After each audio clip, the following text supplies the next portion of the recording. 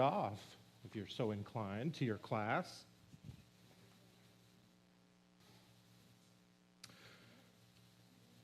Well, good morning. Well, if you were here with us last week, you know that we're continuing this Dust of the Rabbi series, but we started a brief little, let's call it a side adventure in the series. So rather than just continuing to go on through the book of Matthew, we started to take a look a little bit at what the book of John has to say about some of these things. The series is still all about spending a year digging deep into who Jesus is, who he is, what he's done, what that means for us, what that means for life, what the journey with him can look like, and as confidently as we can really ever say something like this, what the journey should look like. So, you know we've been using the book of Matthew as the foundation for this journey. The book of John brings this hope of Jesus, brings this who Jesus is to life in a slightly different way. Because John approaches this conversation a little bit different than Matthew does. In fact, different than all of the other Gospels do. And one of the main differences we talked about last week is that John starts from a different place. Rather than get right into the stories of Jesus and what he did and what he said, he goes all the way back to the very beginning and he establishes who Jesus is. At the risk of sounding too casual about this, he kind of establishes Jesus' God credentials, right? This is who Jesus is. This is what he's about. This is what gives him the weight and the authority of God because he is himself God. He's not just a good man, not just a wise man, not just a godly man, but God himself. He was there from the beginning. He'll be there to the end. When everything came into being, he was there. When everything goes out, he'll be there. And being God, there is nothing and no one that can rise up against him and win. There's nothing that can overtake him. Nothing that can overcome him. No matter what life might look like and feel like for us on a human level, with all of the chaos and sometimes hopelessness and difficulty and garbage that life can throw at us, God is not subject to that like we are. God still reigns supreme. And he can't be threatened by anything that humanity can ever dream up. And we saw this spelled out for us last week in the way John 1 kicks off the whole book. John 1, 1-5 says this: "In the beginning, the Word already existed. The Word was with God, and the Word was God. He existed in the beginning with God. God created everything through him, and nothing was created except through him. The Word gave life to everything that was created, and his life brought light to everyone, and the light shines in the darkness, and the darkness can never extinguish it." Now, the word here, as we talked about last week, is another name for Jesus. So every time you read that through, and you see the word, that's Jesus. And this whole passage is quite a way to describe who Jesus is. But because that's who he is, all of the stories that we read about him in John or in Matthew or the other Gospels take on an entirely new meaning, a much more profound meaning. Rather than just stories that can kind of be helpful and maybe speak into our lives a bit, maybe something we can actually model our lives after, they're actually the story of God himself at work through humanity. This is God himself at work through you and through me, through the people he created. And John emphasizes this because he knows how much you and I, as people, how much humanity has the tendency to wander away from that, wander away from the reality of who Jesus is, and try to turn him into something else. Maybe just one among many gods. Maybe just another kind of heroic figure that has something helpful to say. We tend to, as people, pick and choose. It's kind of a menu mentality, right? It's the rest of life is that way for us. I like the stuff off this, and I want to compare it with that, or combine it with that, and I want to move this into it. And ultimately, I can kind of create the picture I want to create. It's a tendency that we have to turn God into that kind of an entity. Somebody that makes me comfortable. Somebody that makes that kind of God a little bit easier to follow because he fits into the things that I like to do and the ways I like to be, and the things that kind of work for me, the things that seem to fit me best. Jesus is far more than that.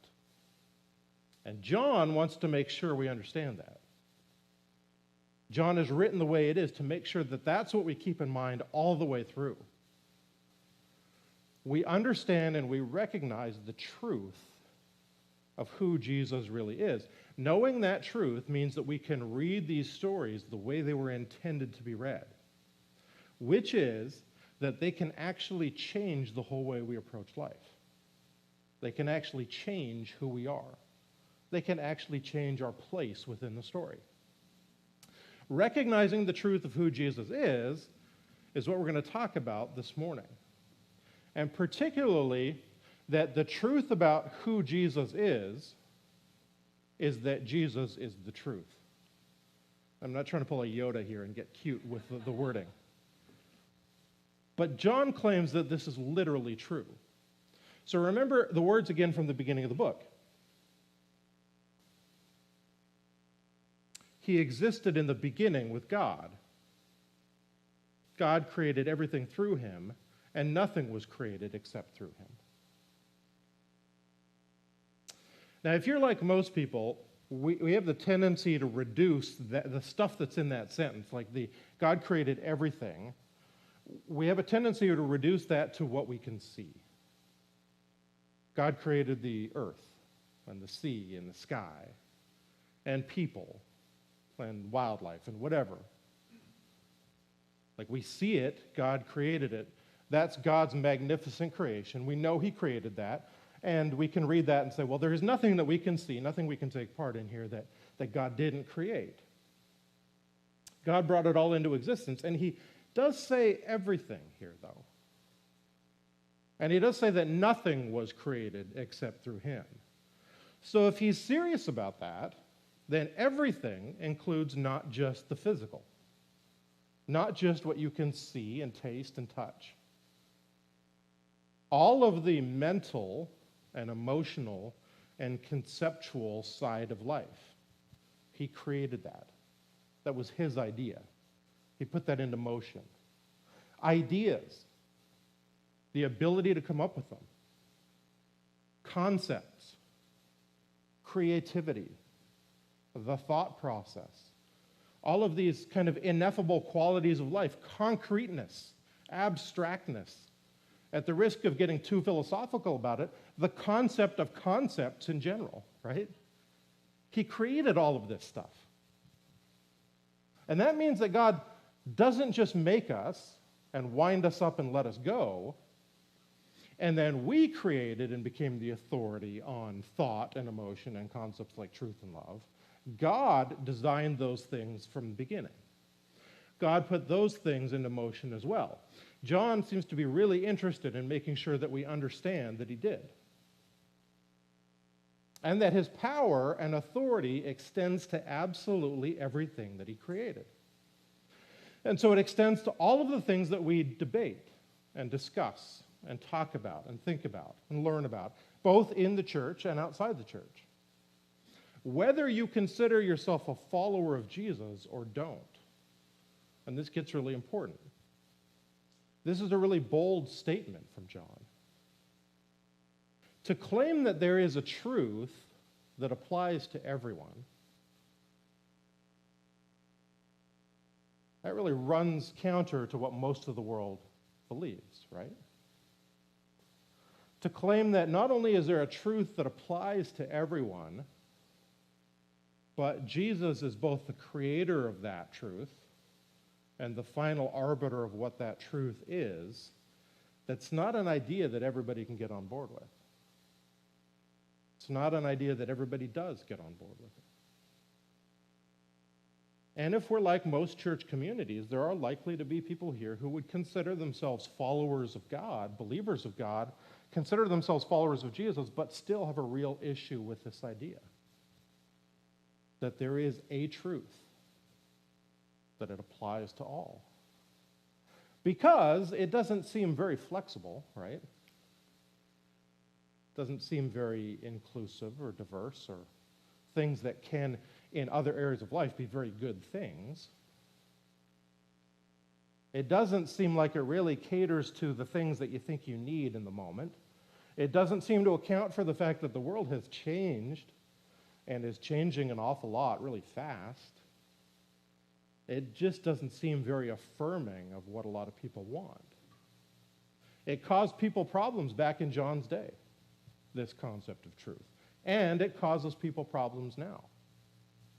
And yet John gets into the idea that if we don't understand that there is an unmovable or immovable and unchanging truth in Jesus, we can't really know and understand Jesus himself. This is part of who Jesus is. It makes all the difference between living a life by the power of God and living a life that can't really ever go anywhere beyond our own human limitations. So, let's take a look at some of what John writes about in this book. And he's going to take a look at what Jesus himself has to say about this. And we'll start in maybe a little bit of an unlikely place. The events just before Jesus' death. Now, a lot of us are probably pretty familiar with that story. Jesus was crucified. Before he was crucified, he was put on trial. And the trial seemed like a bit of a sham, right? Didn't really seem like it was very thorough. Didn't really seem like it was very fair. And the guy overseeing that trial was a guy named Pontius Pilate.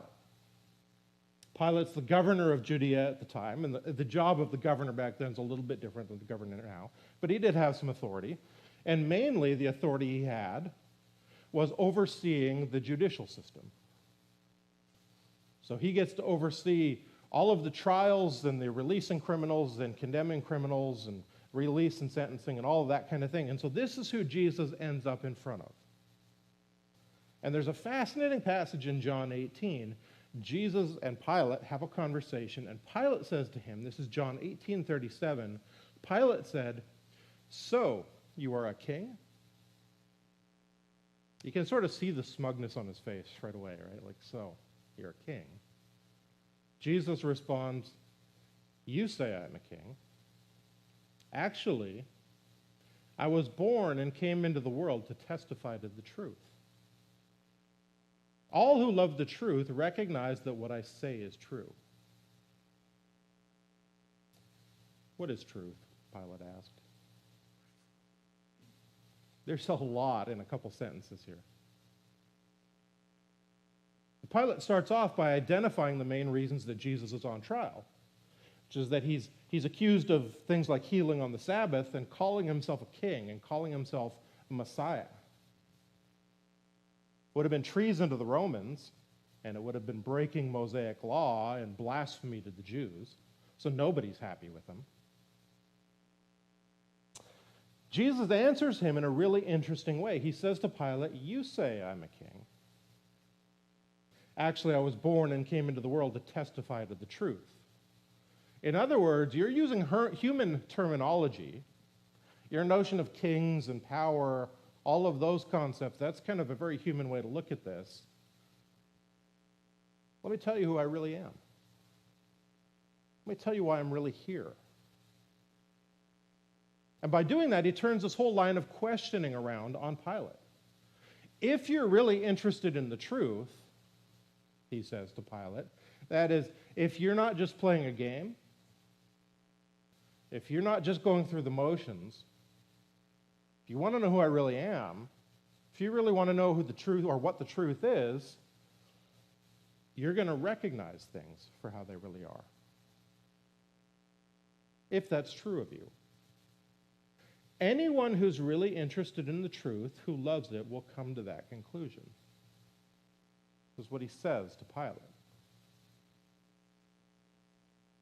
Probably not something that Pilate was used to hearing in a trial.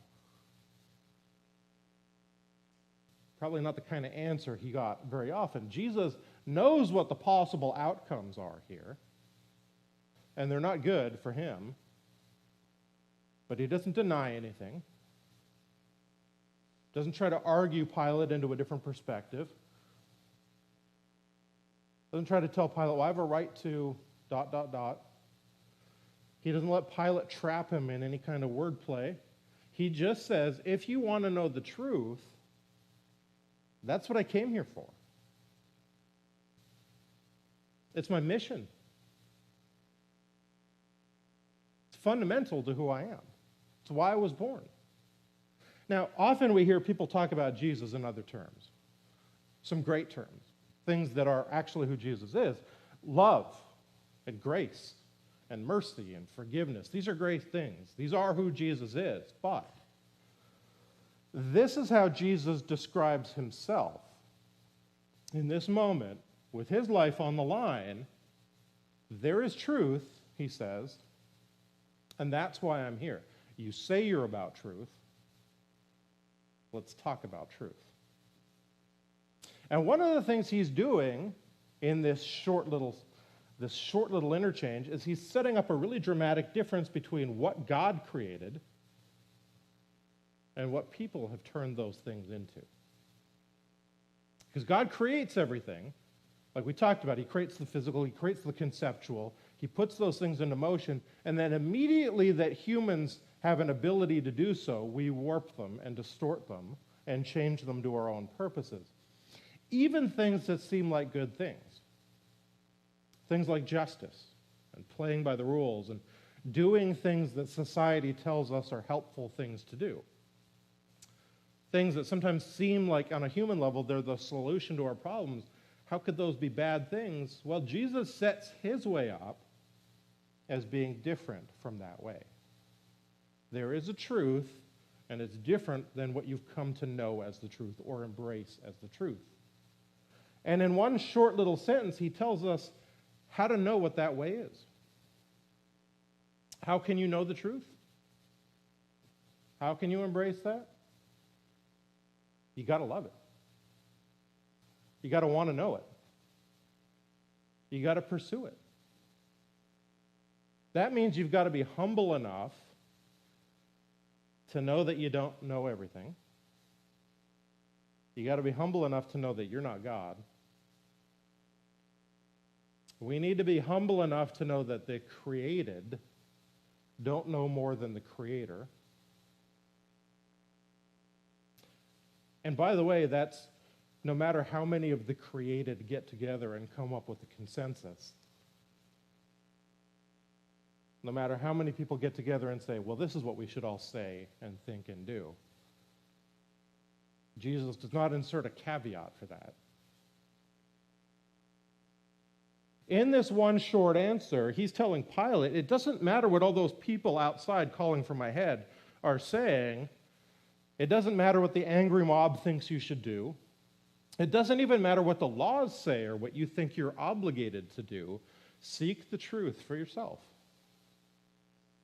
It can be found, and that's why I'm here. And then Pilate answers in a way that probably makes sense to a lot of us, which is, what is truth? Shrug, right? What is truth? Who can know it?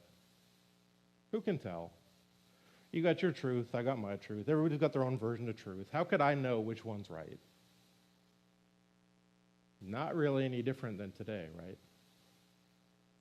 And there's a big component of postmodernism that says that truth is all relative. There's nothing new under the sun. That's what they were dealing with back then, too. You got your truth, I got mine. So he, and often we as well, just end up choosing the version of truth that allows us to get along in life the way we want to. Self-preservation determines what the truth is.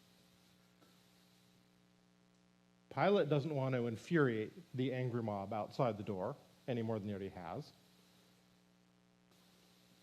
Self-preservation is driving his decision-making. It's driving his answer. What is truth? The key here is that if that's what's driving us, and it seems to be what drove Pilate, we don't really have a shot at recognizing what the truth actually is. If you go into the truth journey with that attitude, we won't know it, because Jesus sets up the condition for knowing truth. It's not, as we think, using our personal framework for understanding what truth is. It's not using societal norms and the current perspective of the world around us to figure out what truth actually is. It's being willing to pursue it with Jesus and only Jesus as the standard. Now, Pilate ends up not being willing to do that. He caves to the mob, though he can't really see that Jesus did anything wrong. In fact, he says this a few times. He washes his hands of the whole thing, gives Jesus over to be killed. Jesus doesn't fight him, doesn't force him to accept it, just like he does with us. Doesn't fight you, doesn't force you to accept it, tells you the truth, and asks you to wrestle with it. This passage becomes so critically important for us to understand who Jesus is and what it looks like to follow him. In one little paragraph. And outside of this story of Jesus and Pilate, the rest of the book of John is full of stuff like this. Everything that Jesus talks about uses language constantly like belief and testimony and people recognizing and acknowledging Jesus for who he is, using phrases like, I tell you the truth. He says this a bunch of times, all the way through the book. You don't have to do that. You don't have to say that. You don't have to write a book like this if people are already recognizing what the truth is.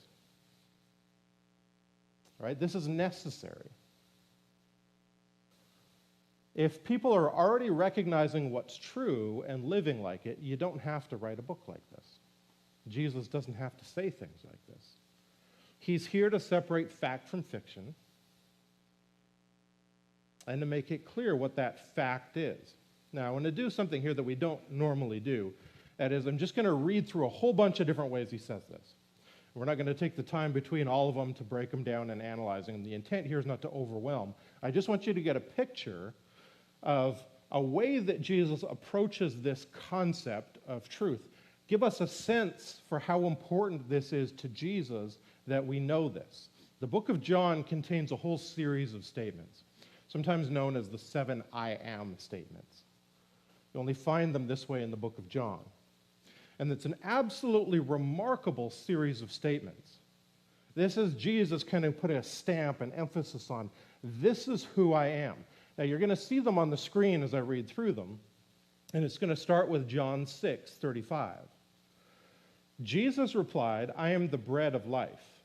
Whoever comes to me will never be hungry again. Whoever believes in me will never be thirsty. Then John 6:51. I am the living bread that came down from heaven. Anyone who eats this bread will live forever, and this bread, which I will offer so the world may live, is my flesh. John 8:12. Jesus spoke to the people once more and said, I am the light of the world. If you follow me, you won't have to walk in darkness because you will have the light that leads to life. John 10:6-10. He's just finished sharing a parable at this point, and the people that he's sharing it with don't really understand. And it starts with, those who heard Jesus use this illustration didn't understand what he meant, so he explained it to them. I tell you the truth, I am the gate for the sheep. All who came before me were thieves and robbers, but the true sheep did not listen to them. Yes, I am the gate. Those who come in through me will be saved. They will come and go freely and will find good pastures. The thief's purpose is to steal and kill and destroy. My purpose is to give them a rich and satisfying life. And from John 10:14-16, I am the good shepherd. I know my own sheep, and they know me, just as my Father knows me, and I know the Father, so I sacrifice my life for the sheep. I have other sheep, too, that are not in this sheepfold. I must bring them also. They will listen to my voice, and there will be one flock with one shepherd. John 11:26-27, Jesus told her, I am the resurrection and the life. Anyone who believes in me will live even after dying. Everyone who lives in me and believes in me will never die. John 14:6, Jesus told him, I am the way, the truth, and the life. No one comes to the Father except through me. And from John 15, 1-5. I am the true grapevine, and my Father is the gardener. He cuts off every branch of mine that doesn't produce fruit, and he prunes the branches that do bear fruit, so they will produce even more. You've already been pruned and purified by the message I've given you. Remain in me, and I will remain in you. For a branch cannot produce fruit if it is severed from the vine, and you cannot be fruitful unless you remain in me. Yes, I am the vine. You are the branches. Those who remain in me and I in them will produce much fruit, for apart from me, you can do nothing. All right. Hopefully that's not overwhelming. I am, over and over. The truth is.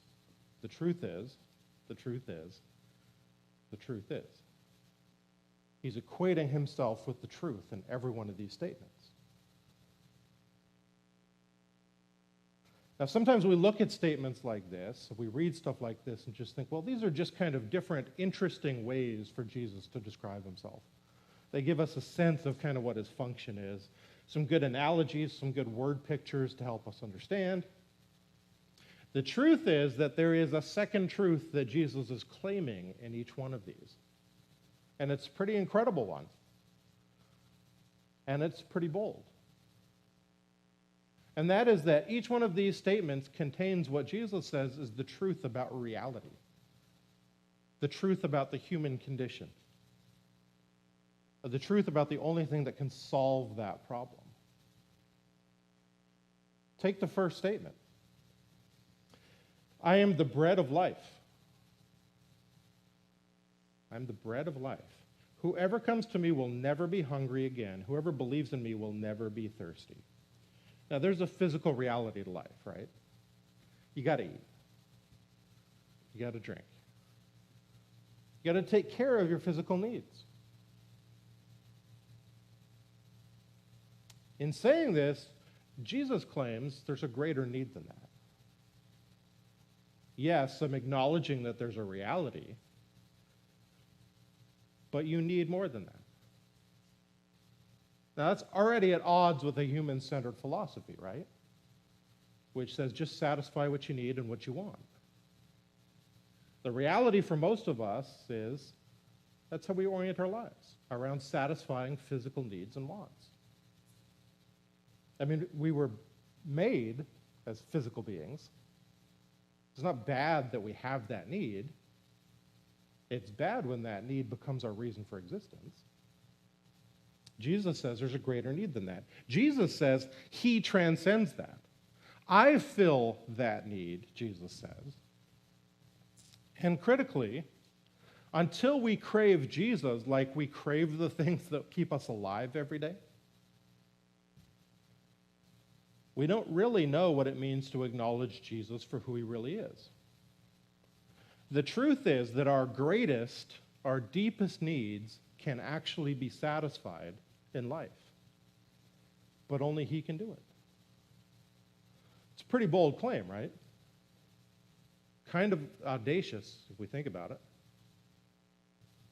But that's what all of these statements do. They say, here's who I am. Here's what happens when you believe that and when you live like you believe that.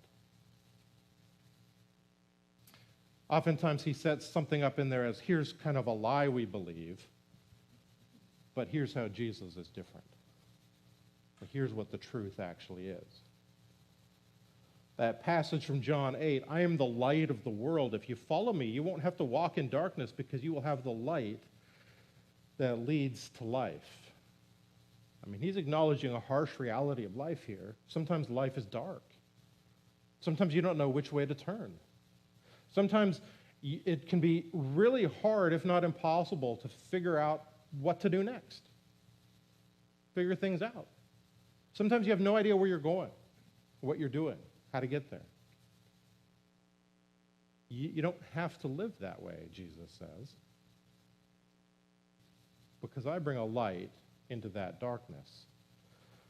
Now, there are a million different ways and people and methods out there that claim to have a way through the darkness, right? Even churches. And there's some really good intention behind some of it. But it's not Jesus. Jesus claims to be the light of the world, not one of the lights of the world. Important. The light that leads us through the darkness of this life to the life that he intends for us to have. In fact, that's how he ends that first passage that we read from John 10. He sets up the reality that it's really easy to be confused and led astray by other people, but ultimately that doesn't lead to anywhere good. So not good that he calls those people thieves and robbers. And then he says, the thief's purpose is to steal and kill and destroy. My purpose is to give them a rich and satisfying life. And what he means by satisfying is not really what we think of as satisfying. Not just, I guess I'm pretty comfortable now. No, that means it satisfies everything. Sufficient for all your needs. That's another pretty bold claim. And we know in today's world, it was the same then. Anybody who uses language like this is pretty polarizing, right? It's not immediate that everybody just jumps on board with claims like this. Stuff like everyone who believes in me will ever die, really? Will never die, excuse me. He's not hedging his bets. He doesn't have to. Because he's operating from the foundation that he is God and he cannot be overcome. He can't be overcome by our apathy. Can't be overcome by our antagonism. Can't be overcome by death on a cross. Can't be overcome by anything. So he tells it like it is. That's why he makes a statement like John 14:6, I am the way, the truth, and the life. No one can come to the Father except through me. That particularly is one of those verses that causes people angst, right? It doesn't check any of the boxes that make people comfortable because it claims there's only one way to God, and yet he continues to set the statement up with the idea that he is the truth. These claims set out something that really nobody else in history has ever tried to do. There is truth. It can be known. It can lead to a richer and more meaningful life than you ever thought you could have, or that anyone or anything else can provide, but it can only be known fully through Jesus Christ. This is a definitive truth according to Christ. As we wrap this up this morning, I want to give you a little challenge. And it's related to all of this talk about truth and the claims of Jesus. So let's go back to that story of Jesus and Pilate for a second. In John 19, we read that Pilate tries to release Jesus a couple of times. He says to the people, I don't find him guilty. I can't see what this guy's done. Don't really know why you want this guy's head.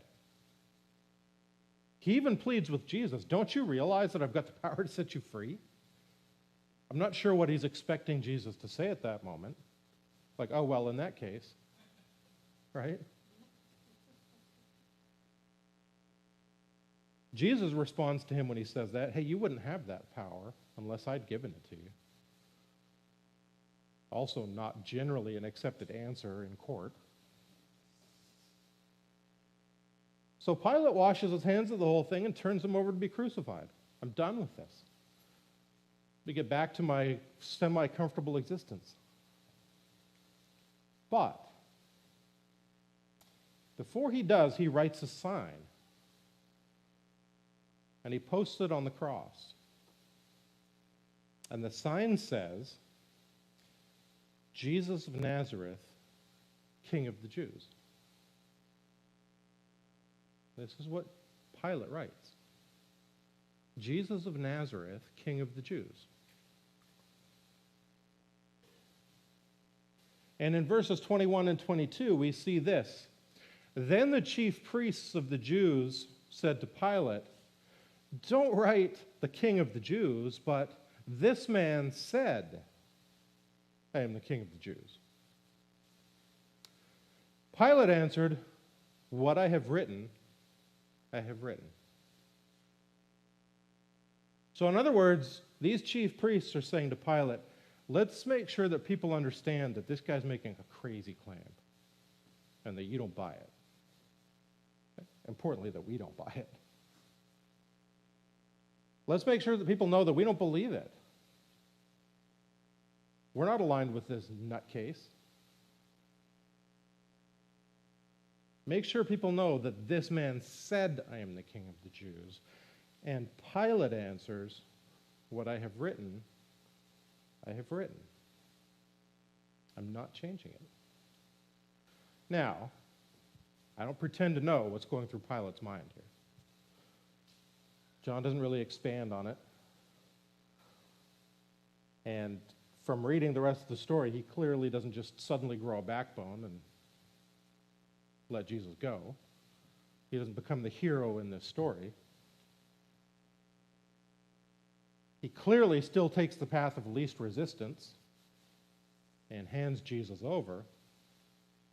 But I would not doubt that that conversation that he had with Jesus before and the conversation he's been having with Jesus all the way along is ringing in his ears this whole time.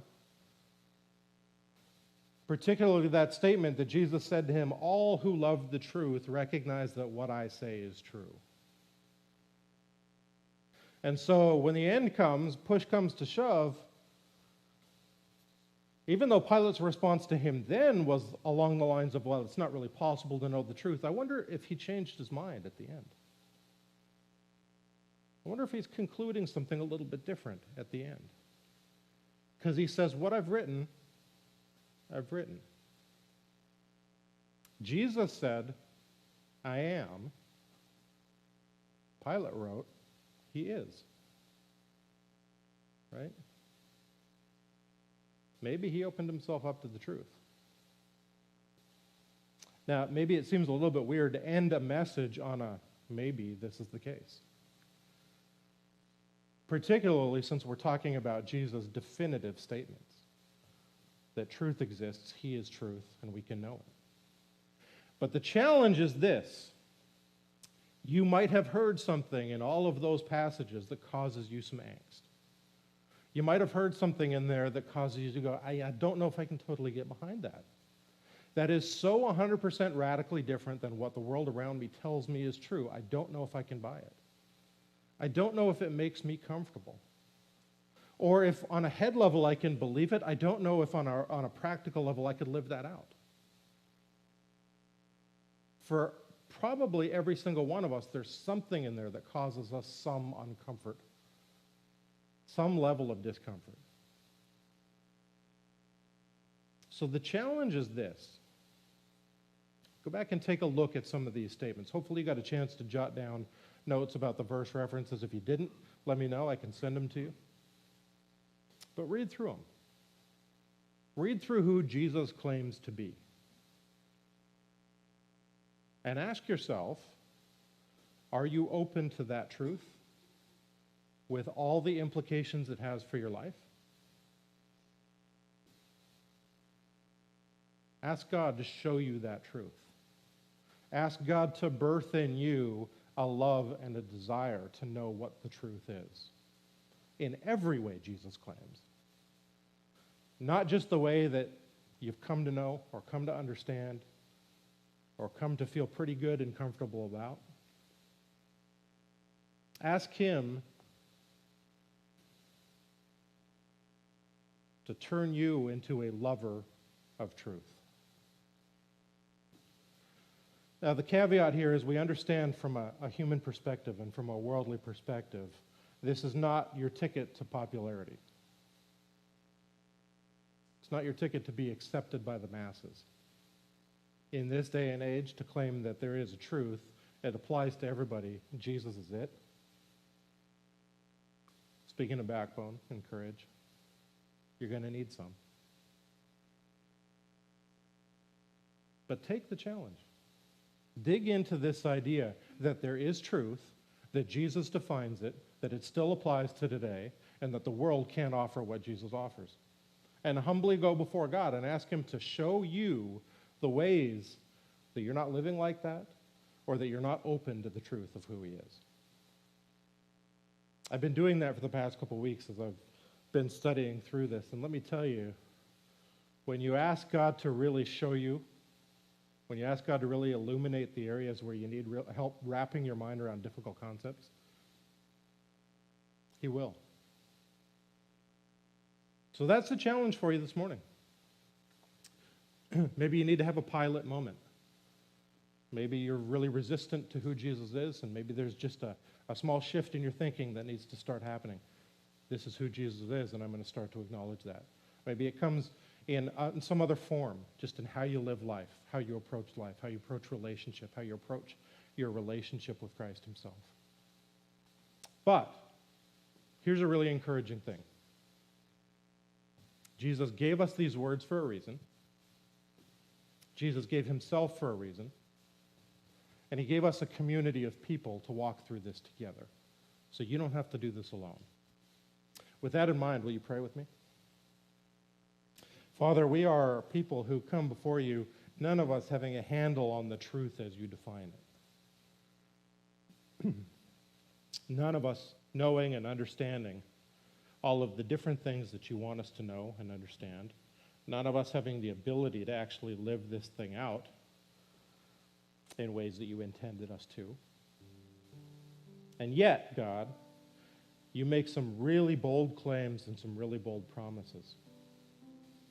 So, Father, I pray for each person here, either watching online or here in the room, Father, that we would become people who seek truth in all humility, understanding that it's only in you that truth can be found, and it's only through your power that we can even have a hope of living it out, Father. So be with each one of us. Lay this truth on our heart, Father. Let this truth guide our hearts and our minds as we pursue you in our daily lives. In Jesus' name, amen. Would you please stand to your feet as we give thanks to the Lord?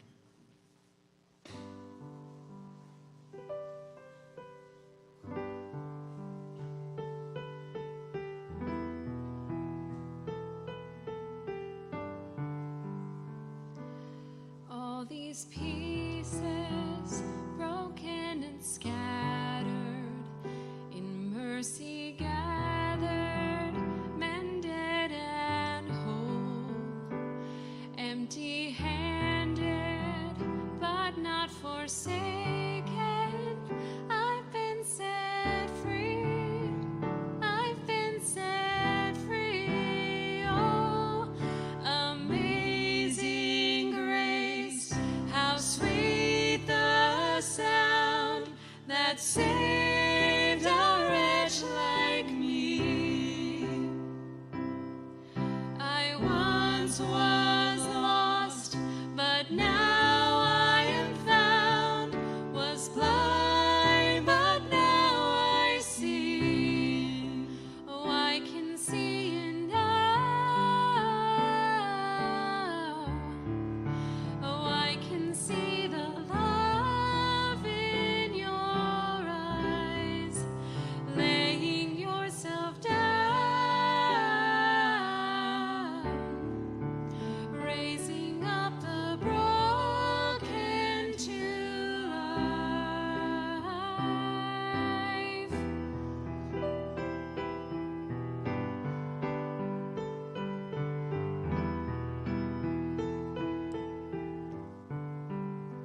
You take our failure, you take our weakness, you set your treasure in jars of clay.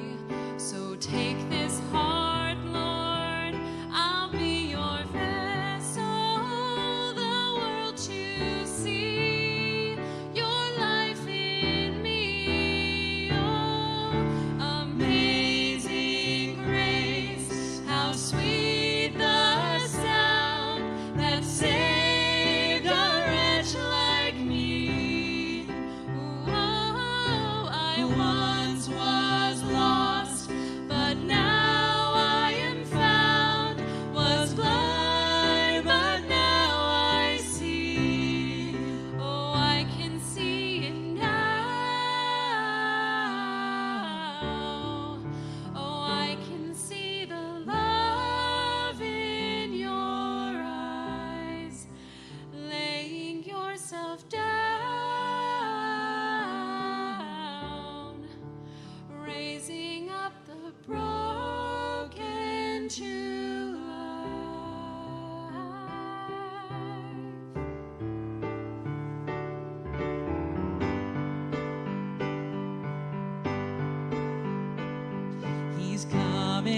the clouds, kings and kingdoms will bow down, and every chain will break as broken hearts declare his praise.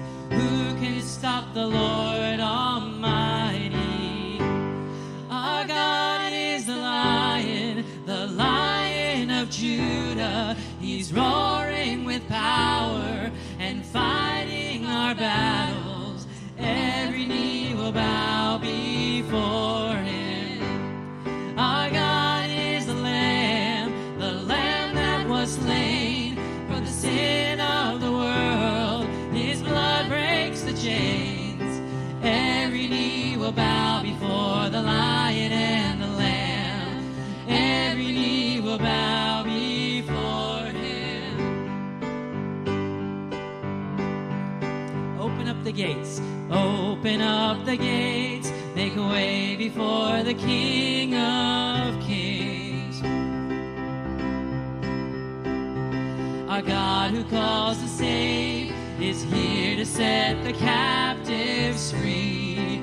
Who can stop the Lord Almighty?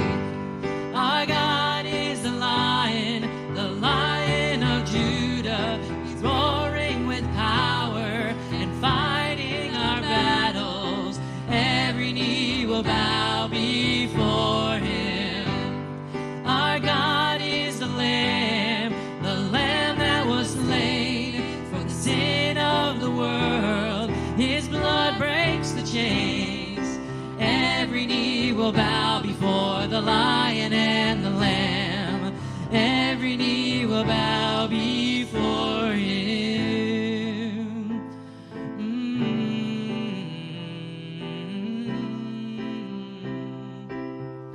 Who can stop the Lord?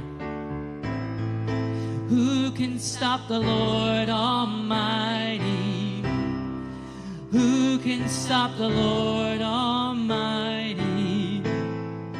Who can stop the Lord Almighty? Who can stop the Lord? Let's sing that out again. Who can stop the Lord Almighty? Who can stop the Lord Almighty? Who can stop the Lord Almighty? Who can stop the Lord? Our God is the Lion of Judah. He's roaring with power and fighting our battles. Every knee will bow before him. Our God is the Lamb that was slain for the sin of the world. His blood breaks the chains. Every knee will bow before the Lion and the Lamb. Every knee will bow before him.